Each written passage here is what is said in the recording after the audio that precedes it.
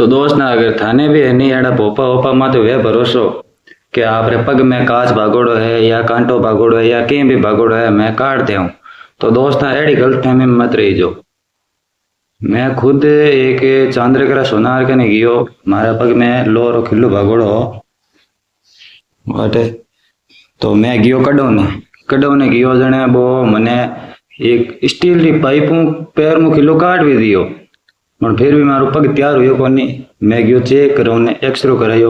X-ray रमाइने भाई साहब खिलो निकलियो नहीं और वो सोनार वकायदे मैंने खिलो काटन बता दियो और एक्सरा रमाइने खिलो नहीं निकलियो। तो मैं गयो जोधपुर हॉस्पिटल जांच चेक करायो खिलो कड़ो ने। तो डॉक्टर साहब कहो कि अगर तू है ना 10 दिन लेट करियो अगर 2-3 दिन भर लेट करतो तो तारो पग कटावनो पड़तो।